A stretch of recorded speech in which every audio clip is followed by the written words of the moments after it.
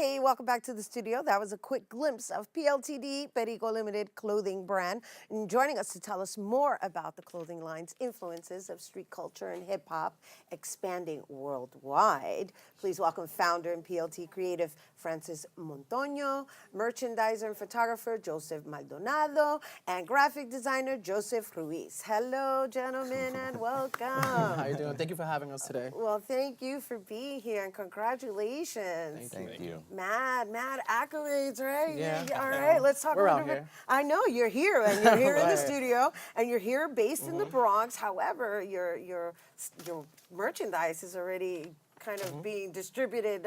We'll say global, only because you're already out in different countries. But let's talk a little bit about the foundation of this. I want to say it kind of loans itself to being playful. Right. Yeah. Right. I guess the history of us, I come from a fashion background. My mother's been in the fashion industry for 20 years. She's a sample maker and a professional seamstress. So I've always been around this energy and wanted to just get involved. I've never been to fashion school or anything like that. So my way into it was creating a streetwear brand for the Bronx and starting it with two of my closest friends, Joseph and Jose. So, but yeah. And Jose?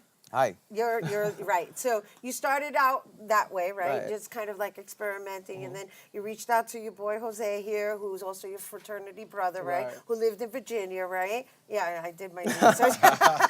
And he relocated to New York, and then you guys started expanding. So let's talk a little bit about how you come up with these designs and what inspires them. Well, pretty much like it's an assembly factory. You know, Francis comes to us and he just has these ideas. Joseph has his ideas, and we all pitch in our own our own taste and flavor to whatever we're thinking of creating. My background is in branding.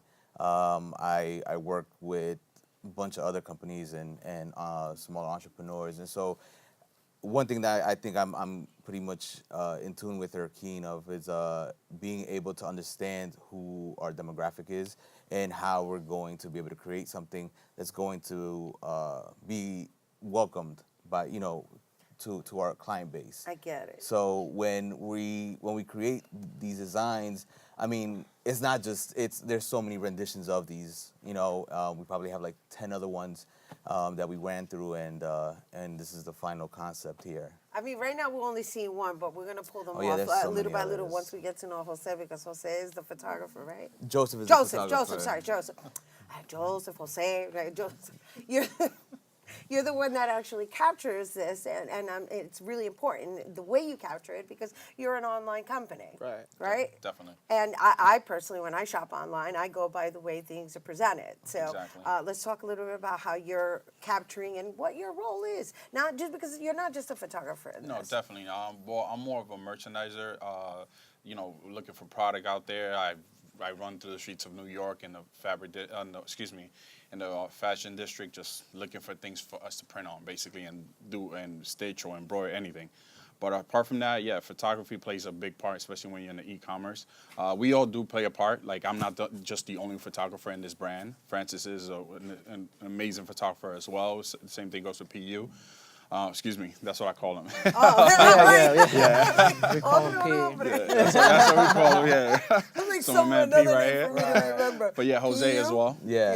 Yes, that's our nickname for him. But yeah, definitely.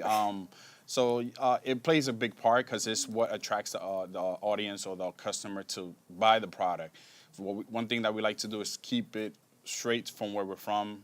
Let the product speak for itself in the streets of where we're from. I want to show everybody some of it, yeah, because we Definitely. can only see this one, which I love, right? We got the smiley. Oh, that's not good. She has to pay for that And one. That's coming out of your check. He said I gotta pay for that one. There you go. It's more like you keep that one, Reno. Huh? I just want to show everybody the Right. ones that you're not wearing. Well, he has that one on. I like the tie-dye one. I was really feeling that. And I especially love the stay out of uptown, thank you. So let's talk a little bit about that slogan. That's your slogan. Where did that come from? There's no secret of what's going on in the Washington Heights, the Bronx, uptown, gentrification. Some of our neighborhoods are being taken over by certain businesses and displacing our friends, our members. So We were actually in one of our friends, Isaac, who also has a clothing brand too, and he has a creative studio, and he was getting displaced, so we was helping him move out, and at that moment it clicked. And yeah, that's pretty much it. There's a message, if the shoe fits, then hey. But yeah, this is something that worked for us and everything like that, so. It's so in your face, right? But it's very polite. It's very polite, so. It's like a backhanded compliment. Exactly. But- It is, and it makes you want to be in the sun too. Right. Absolutely. This ain't the only color either. We have like 12 more of different tie-dyes. But, this T-shirt definitely changed the direction of where the brand was going. We created this 2 years ago. And, that's pretty much it. We love it.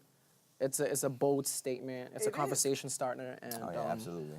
Yeah, No, I like but it. it's good, and it's political too, which Right. we love that. Right. So where are your sales primarily being made outside of New York?